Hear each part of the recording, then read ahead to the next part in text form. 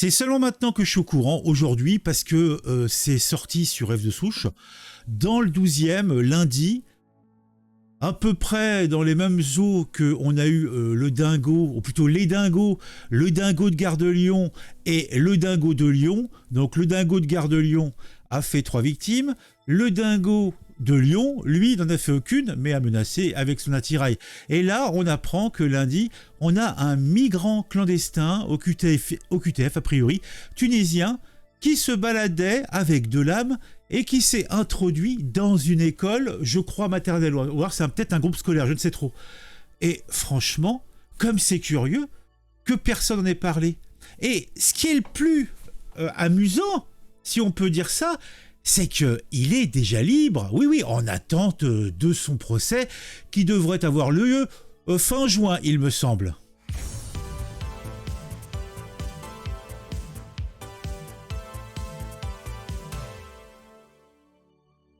Amaury Bucco, on en parle souvent, c'est un journaliste de CNews qui est le spécialiste des faits divers sur cette chaîne, il semblerait, en tout cas un des spécialistes, mais c'est celui-là qui communique le plus adroitement sur le réseau social X, ex-Twitter.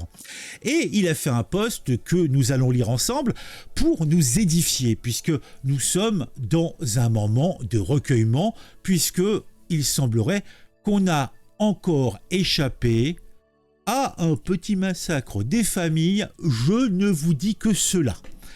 Panique dans une école maternelle du 12e arrondissement de Paris, il me semble, ce n'est pas très loin de la gare de Lyon. Ce lundi 5 février 2024, c'est aux alentours de 9h du matin, vous remarquerez que dans toutes les dernières histoires de joueurs du couteau, nous venons d'outre-Méditerranée, nous avons toujours des gens qui se lèvent tôt. Donc, ils acceptent et ils cautionnent le propos de Macron sur la France qui réussit, la France qui se lève tôt et qui n'hésite pas à traverser la rue. Eux, ils n'ont pas hésité à traverser la rue. Bravo à eux. C'est donc aux alentours de 9h du matin, alors que les parents avaient fini de déposer leurs enfants, qu'un homme s'est introduit dans l'enceinte de l'établissement puis a tenté de forcer la porte d'accès du gymnase où les enfants étaient confinés. La direction de l'école a aussitôt prévenu la police, ainsi qu'un parent d'élève policier qui, par chance, était là. Ce dernier a pu se rendre immédiatement sur les lieux avec son brassard de police et son arme de service, qu'il a d'ailleurs été contraint de dégainer pour immobiliser l'intrus en attendant les renforts. Et il n'a pas fallu moins d'une douzaine de policiers et de nombreux coups de taser, une dizaine, il semblerait, pour interpeller l'intrus, qui s'est montré, comme c'est bizarre, fort agité. Les deux lames retrouvées sur lui, combinées à sa violente rébellion, posent évidemment la question de ses intentions dans l'école. La direction a pris contact avec les parents d'élèves vivement inquiets pour la sécurité de leur enfant, on le serait à moins. Une plainte aurait été déposée par l'école. Oh, j'espère bien. Ce que le rectorat n'a pas confirmé pour le moment. Oh, comme c'est étonnant. De son côté, l'intrus a été placé en garde à vue. Alors, son profil, il est âgé de 32 printemps, c'est encore un bébé. Il est de nationalité tunisienne. Ah, quel beau pays la Tunisie. Il est sans domicile fixe. Comme c'est curieux, il est en situation irrégulière. Il est sous OQTF, selon une source policière et inconnue de la police, en tout cas sous cette identité. Ah, elle est pas belle l'histoire. Donc bien sûr, cela va sans dire, il a un pet au casque, ça va, je pense. D'après nos informations, il n'a pas donné d'explication à son geste. Mais est-ce qu'il a besoin de donner des explications ? On croit avoir entendu sortant de sa bouche « Les enfants, les enfants !» C'est compliqué, hein. Il a été déféré le mardi, donc le lendemain, et il sera jugé le 27 juin 2024. En attendant, il a été libéré et placé sous contrôle judiciaire. Oh, pauvre chéri, il va devoir se rendre tous les jours, toutes les semaines, tous les mois au commissariat du coin. Mais je croyais qu'il était sans domicile fixe, c'est compliqué quand même, non ? Et il y a des choses qui ne sont pas cohérentes. Et il est au QTF, pourquoi pas ? Il va être jugé pourquoi? Contentons-nous de lui payer un petit billet d'avion pour retourner dans sa contrée. Et je pense que la justice de son pays sera à même de lui faire passer le goût de rentrer dans des endroits où il y a des enfants, avec des couteaux, avec des cutters, enfin on ne sait pas trop. En tout cas, il aura aussi une probable interdiction de se rendre aux abords des écoles. Eh ben dis donc.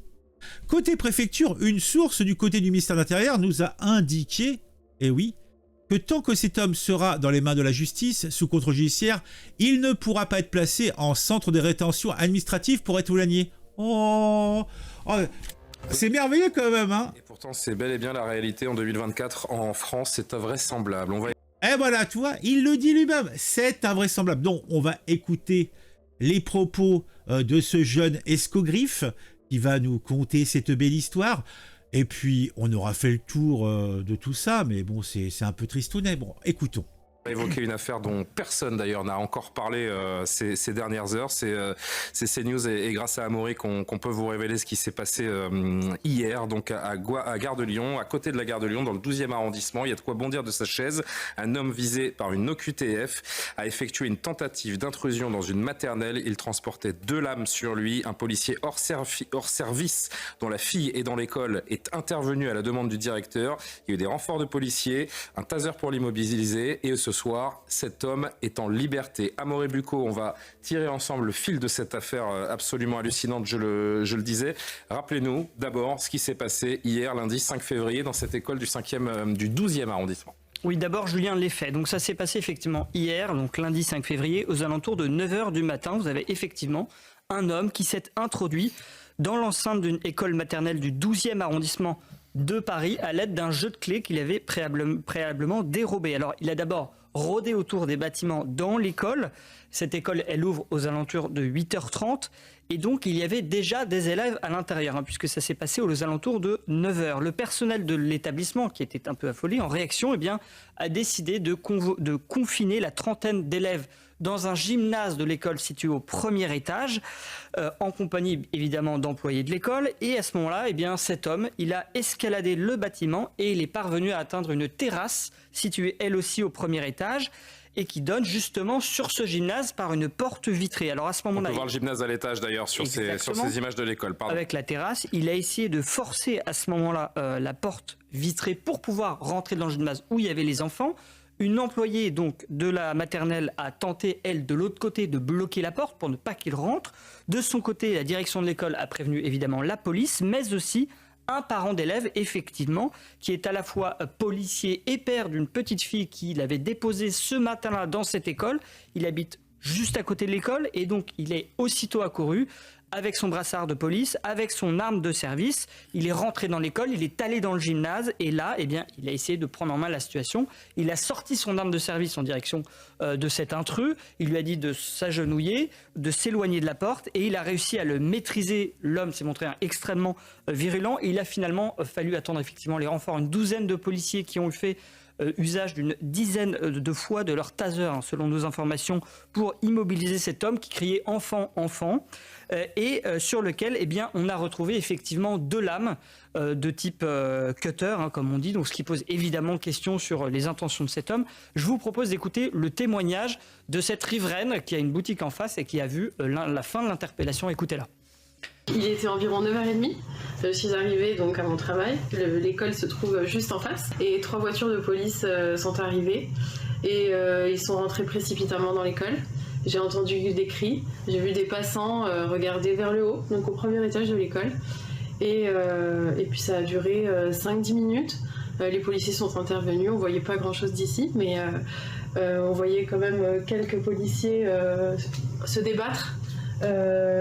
Avec une personne, on entendait cette personne crier et ils sont descendus avec cette personne, ils étaient plusieurs à le tenir et ils l'ont fait rentrer dans un véhicule. Cette personne avait l'air très agitée, elle essayait de se débattre, elle criait. On en sait plus sur son profil. Oui, donc il a été évidemment placé en garde à vue au commissariat du 11e arrondissement. Alors il s'agit d'un homme de nationalité tunisienne, s'appelle Farid M. Il est âgé de 32 ans et il est en situation irrégulière, effectivement, sous OQTF. Il est sans domicile fixe, donc on peut parler un peu d'un profil de marginal. Alors, il n'a pas, si vous voulez, réellement donné d'explication sur son geste, mais ce qu'on dit des sources policières, c'est qu'a priori, il n'est pas totalement fou, puisque, par exemple, il a demandé à relire minutieusement ses dépositions. Alors, du côté de l'école, l'information a été transmise dès le lundi matin, bien sûr, aux parents d'élèves. Beaucoup, évidemment, sont affolés, et d'ailleurs, on a pu en interroger quelques-uns dans la rue. Écoutez leur témoignage. J'ai peur pour tous les enfants, c'est pas que mon fils, c'est pour tous les enfants, c'est normal. Ça fait peur, hein, ça manque de sécurité pour nous. Ah oui, quand quelqu'un qui pénètre à l'école, on attend quoi? C'est ça le problème. J'aimerais bien qu'il y aura de la sécurité, un peu plus que ça. Ouais. Bon, ils ont bien intervenu rapidement et tout ça, mais quand même, on a besoin plus que ça, d'être assuré quoi. Alors, selon mes informations, la direction de l'école a porté plainte. J'ai évidemment appelé le directeur ce matin au téléphone qui ne voulait pas parler officiellement, qui s'en remettait au rectorat, mais qui évidemment craignait pour la sécurité de l'école. Alors, nos téléspectateurs connaissent l'issue de cette histoire, mais je vous posais la question comme si j'étais un petit peu naïf et que je croyais en la justice de notre pays. Cet homme, il a été arrêté, placé en garde à vue, donc ce soir, il est hors d'état de nuire, comme on dit. Voilà, alors il a fait à peu près 24 heures de garde à vue et il a été déféré aujourd'hui devant le parquet. Il a été question de savoir s'il allait passer en comparution immédiate. Finalement non, eh bien il sera jugé le 27 juin prochain, c'est ce que m'indique le parquet de Paris. Et selon nos informations, eh bien en attendant cette audience, il a été libéré, placé sous contrôle judiciaire. Alors je n'ai pas le détail de ce contrôle judiciaire, mais ça peut par exemple inclure, ça paraît probable en tous les cas, l'interdiction de se rendre aux abords de cette école. Oui. Et si... A priori, il n'a pas une puce GPS sur lui, ni de policiers qui le suivent 24/24. Je finis mon petit topo quand même. A priori, s'il transgresse son contrôle judiciaire, à ce moment-là, il peut y avoir une détention provisoire. Effectivement, il n'est pas en détention provisoire. Et après, on peut se poser la question, vu sa situation irrégulière, est-ce qu'il va aller en centre de rétention? Et là, j'ai appelé quelqu'un du côté des autorités. C'est très clair. S'il est dans les mains de la justice avec ce contrôle judiciaire, l'administration ne le prend pas en charge et donc il ne peut pas être placé dans un centre de rétention tant qu'il n'est pas passé devant le tribunal le 27 juin prochain. Je ne sais pas si vous voyez l'absurde. Ah non, mais franchement, quand Amaury m'a raconté cette histoire cet après-midi, au début, j'y ai pas cru. On a passé l'après-midi, et il va vous le dire, à s'appeler, parce que moi, je me suis dit, s'il est relâché, comme il est sous QTF, il va être placé en centre de rétention. Enfin, on peut pas... Georges Fenech, la justice française, aujourd'hui...